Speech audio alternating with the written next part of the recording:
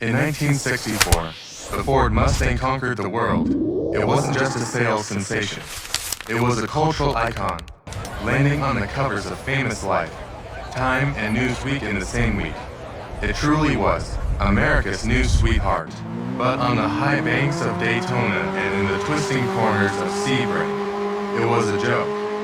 Against the purebred performance of the Corvette and Jaguar, the Mustang just couldn't compete. The dirty secret underneath that body, it was just a Ford Falcon, a humble economy car. To the pros, it was all style and no substance, a car with no knockout punch. It was a certified stallion, but one without fangs. Just a Mustang. Ford had a problem. Their hero needed a hero of its own. So, Ford turned to the one man in America who knew how to beat the world's best, a charismatic, cowboy hat-wearing Texan named Carroll Shelby. He wasn't just a car salesman, he was a champion driver who had conquered the most brutal race on earth, the 24 Hours of Le Mans.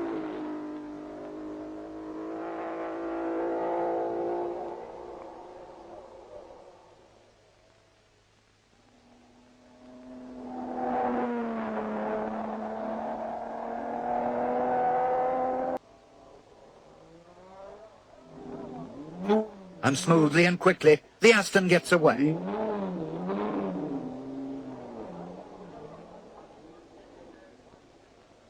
Whilst at Mulsanne, Shelby brings the Aston onto the same lap as the sick Ferrari.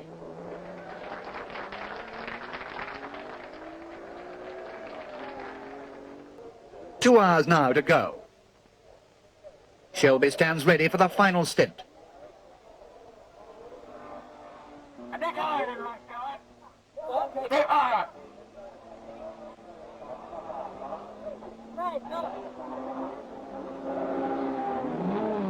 The leader returns to the race, and Shelby rides again.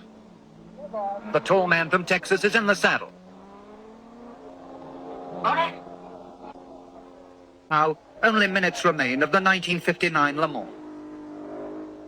The Aston starts on its 324th and final lap. Now the winner pulls in to be submerged beneath a seething mass, eager to acclaim a resounding victory. A victory as richly deserved as it was long awaited.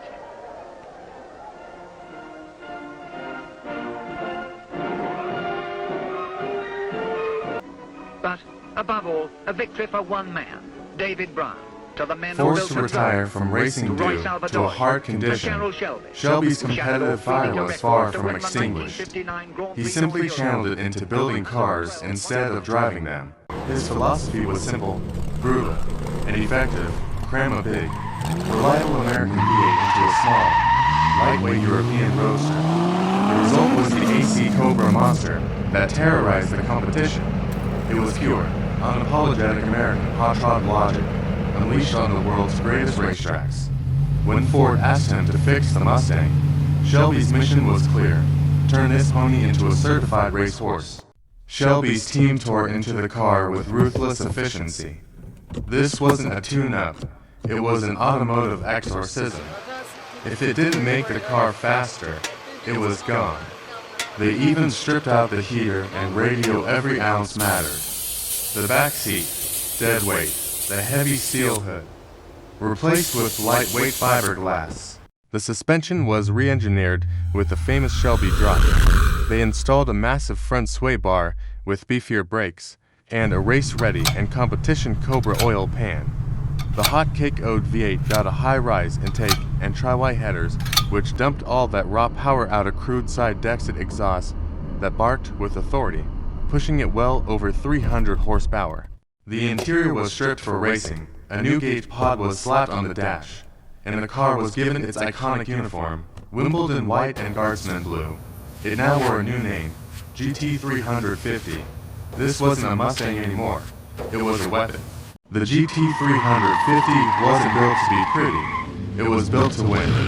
And on its very first outing, with 10 miles behind the wheel at Green Valley Raceway, it crushed the competition, proving a pony car could hunt with the apex predators. The legend was so potent, Hertz ordered 1,000 of them in black and gold. For just $17 a day, anyone with a driver's license could get behind the wheel. The RideRetro program was born, putting a true real champion into the hands of weekend warriors. But winning on Sunday wasn't enough. Shelby wanted to rule the street on Monday. So, in 1967, he unleashed the apex predator, the GT500. The mission was pure, uncut, American brute force. He took the massive 428 cubic inch Police Interceptor V8, an engine designed for heavy patrol cruisers, and with a shoehorn and a sledgehammer, somehow crammed it under the hood of a Mustang. It was so big they had to extend the front end just to make it fit. This was less of a scalpel, more of a sledgehammer. This was a car designed for one thing: absolute dominance on the boulevard. The Shelby Mustang was more than just a car. It was proof an everyday hero could become a legend. That 1965 race car started a performance dynasty, a direct line leading from its racing soul to the raw, untamed monsters of today. From 300 horsepower to over 830, this is the 2025 Super Snake. The mission has never changed. But in the end, it all came from the vision of one man. A man who proved that Carroll Shelby didn't just give the Mustang fangs. He made it immortal, and in doing so, he drew a line in the sand. One that would ignite the pony car wars, unleashing a rivalry that would define a generation. Mustang versus Camaro.